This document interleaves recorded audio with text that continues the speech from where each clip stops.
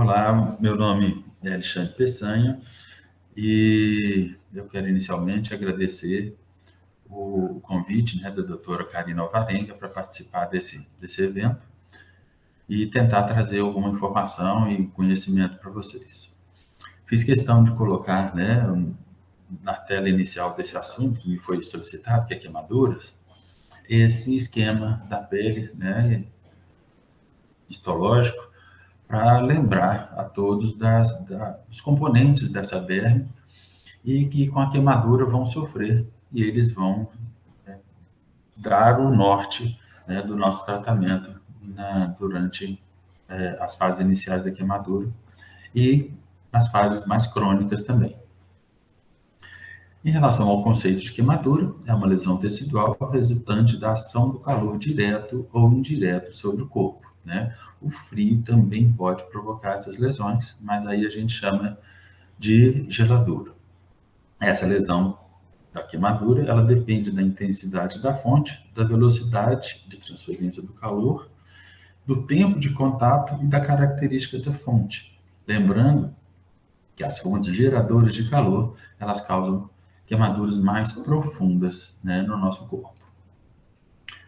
Lembrar também que a pele é o maior órgão do nosso corpo e tem a função de regulação e imunidade, além da proteção contra agentes externos e o controle da temperatura. A queimadura ela pode ser classificada em relação ao agente causador, a profundidade ou grau, a extensão ou severidade, a localização e o período evolutivo. Em relação ao agente causador, nós temos agentes físicos, químicos e biológicos.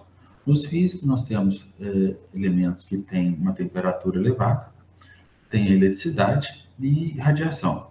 Lembrando que o Sol é o principal, mas recentemente, com o advento do laser, né, a gente costuma ver muitos casos de queimaduras por laser. Os agentes químicos, né, tem os ácidos, as bases, são os principais, e os biológicos, né, podendo ser de origem animal ou vegetal. Com relação à profundidade, nós temos queimaduras de primeiro, que atinge só a epiderme, causando só uma vermelhidão na pele. A de segundo grau, né, que já pega na derme mais superficial e ela forma bolhas.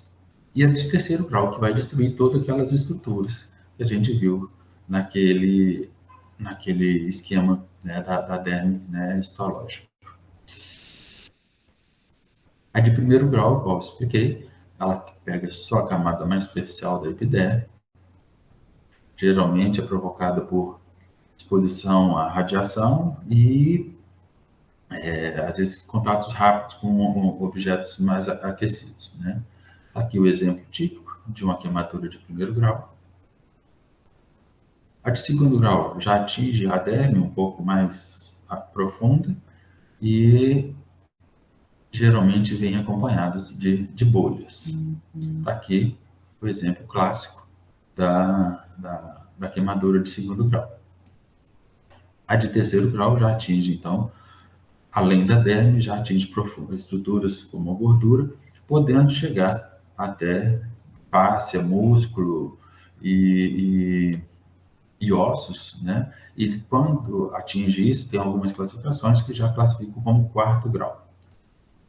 Aqui o exemplo típico, né, da queimadura de terceiro grau, bem localizada, e aqui é uma queimadura, vamos dizer assim, mista, onde a gente vê áreas de segundo grau, áreas de terceiro grau, né, na coxa, no abdômen, e áreas aqui de segundo grau mais profundo. Em relação à extensão, nós temos queimaduras leves, né, que correspondem a menos de 10% de segundo grau, falo de 10%, em relação à área de superfície corporal, ou menos de 5% do terceiro grau. As queimaduras moderadas, né, que seria o médio queimado, de 10% a 20% de segundo grau ou 5% a 10% do terceiro grau. E as queimaduras graves, né, acima de 25% de segundo grau ou 10% do terceiro grau. Para criança, esses valores são menores, né, então uma extensão menor já considera a gravidade maior e as internações também são relativas, né? Tem casos que com pequenos graus de terceiro grau não há necessidade, por exemplo, se pegar um períneo, a face, então às vezes não precisa ter mais do que 5% para poder ter que internar. O cálculo da área queimada, classicamente a gente usa a classificação de Land-Browder, né? Onde que é a famosa regra dos 9, para poder calcular.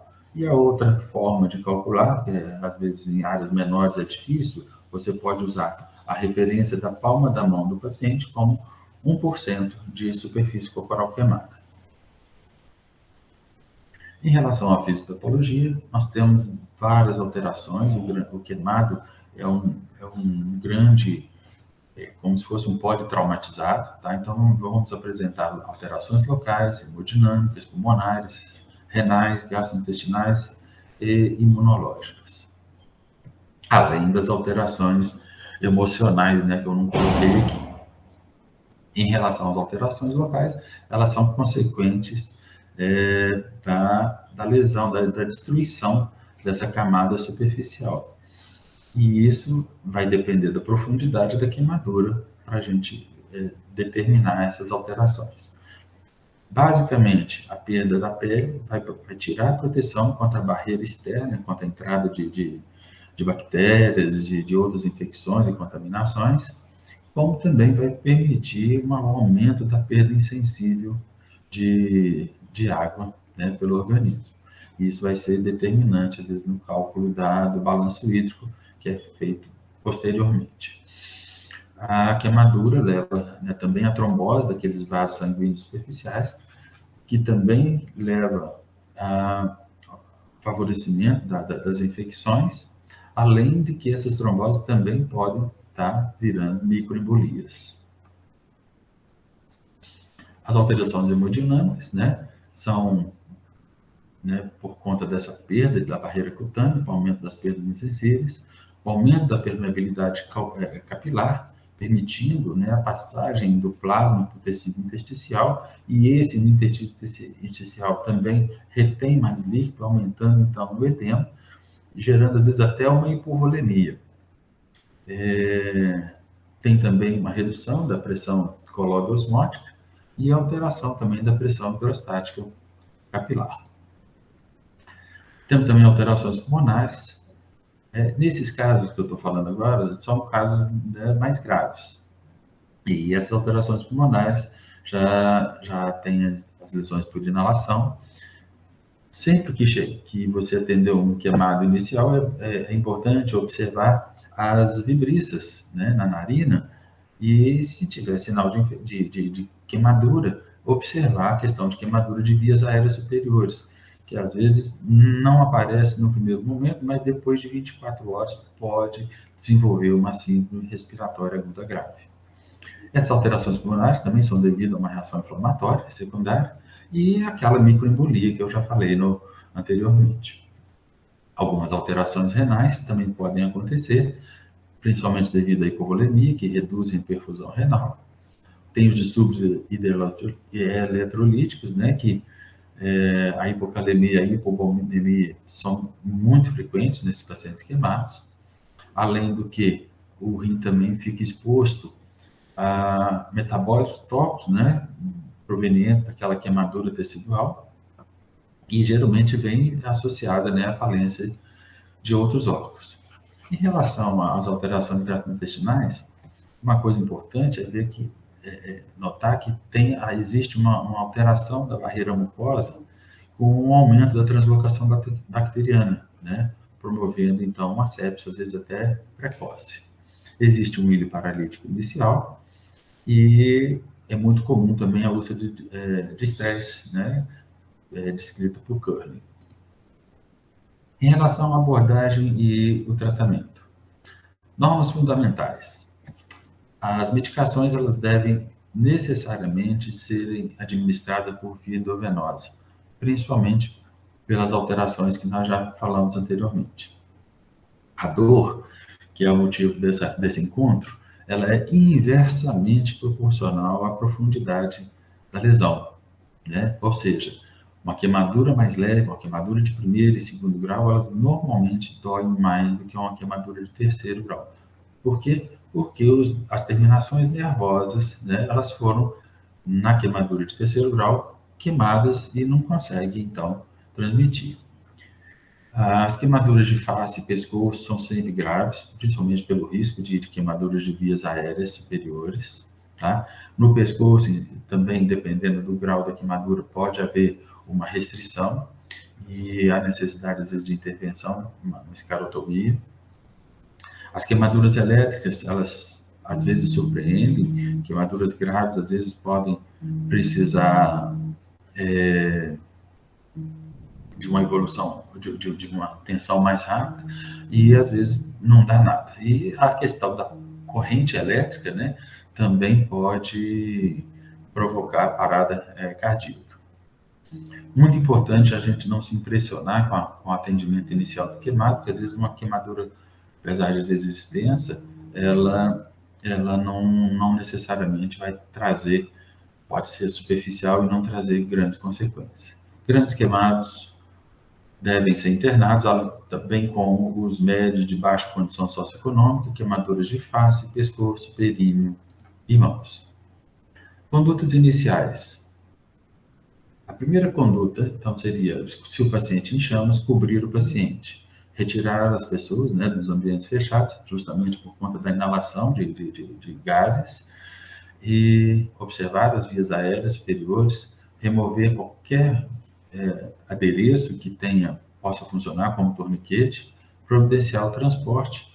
E o último item aqui é o mais importante: as bolhas não devem ser rompidas inicialmente. Tá? Por quê? Porque elas vão proteger, elas vão servir como curativo biológico para aquele paciente. Primeiro, para evitar que entre numa contaminação, e segundo, para proteger aquelas terminações nervosas que foram expostas, né, com a queimadura. Com isso, você vai diminuir a dor, né, na fase inicial do tratamento. O tratamento no local, se possível, né, com um acesso venoso no grande queimado.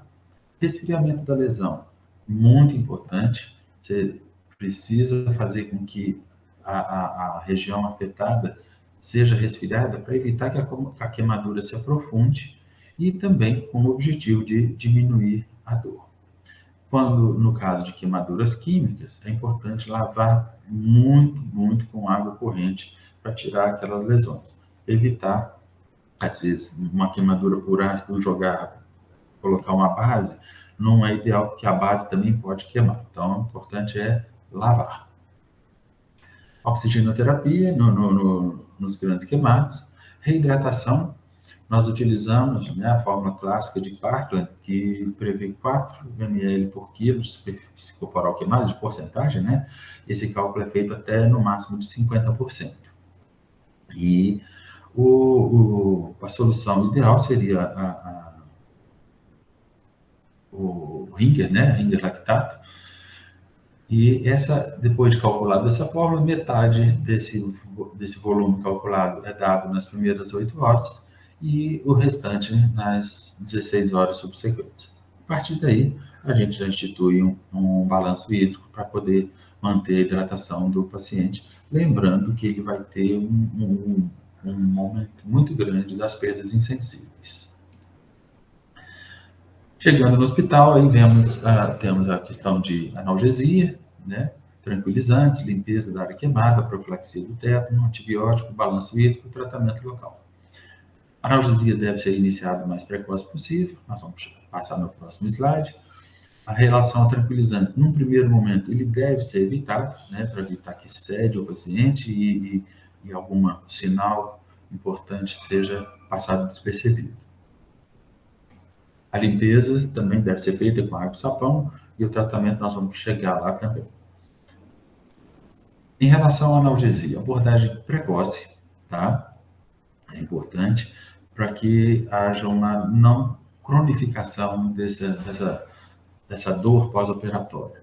Uma abordagem psicológica também vai ajudar muito, porque os pacientes chegam fragilizados e é importante ter um apoio nessa hora.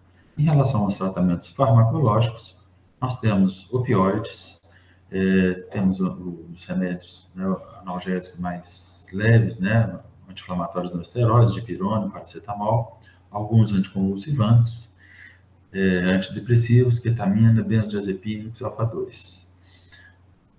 Eu coloquei a referência desse artigo, que eu achei interessante todos lerem, e eu vou tomar a liberdade de ler um trecho desse artigo, que é mais interesse de vocês, que é sobre o mecanismo da dor na queimadura, tá? É o seguinte: a dor presente logo após a queimadura é devido à estimulação direta e à lesão de nossos receptores presentes na epiderme e na derme, o que leva à transmissão de impulsos nervosos pelas fibras C e alfa-delta até o corno dorsal da medula espinhal.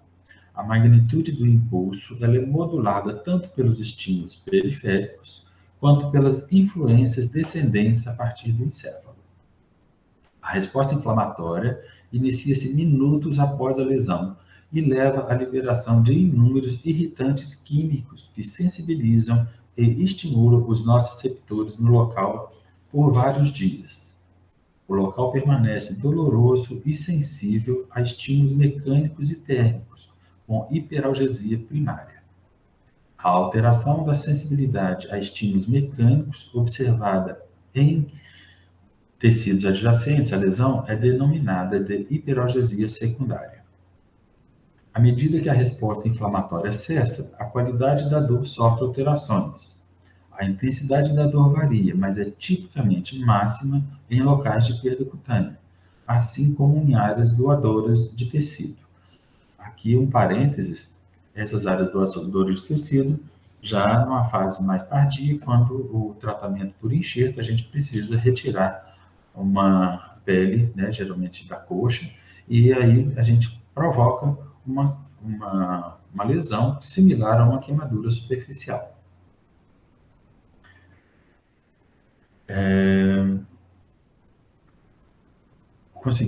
Seguindo aqui.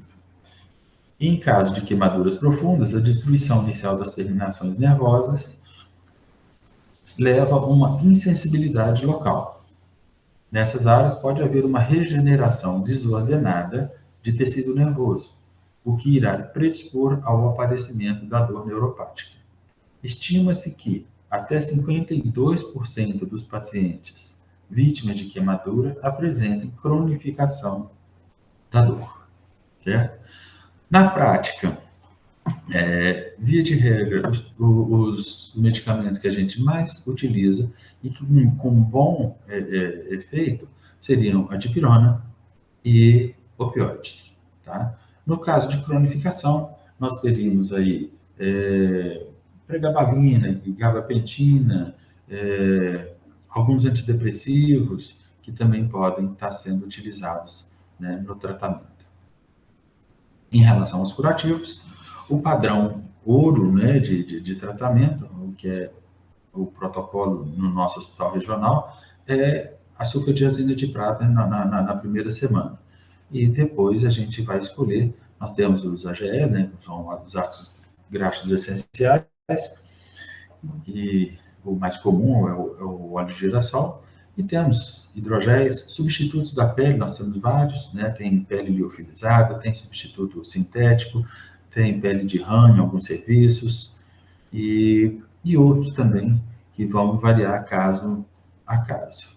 Em termos de prevenção, é o mais importante em relação à queimadura, as crianças que são muito afetadas pela queimadura, então nós temos que manter as crianças longe de fogão ou apresentem grandes diferenças em relação à temperatura.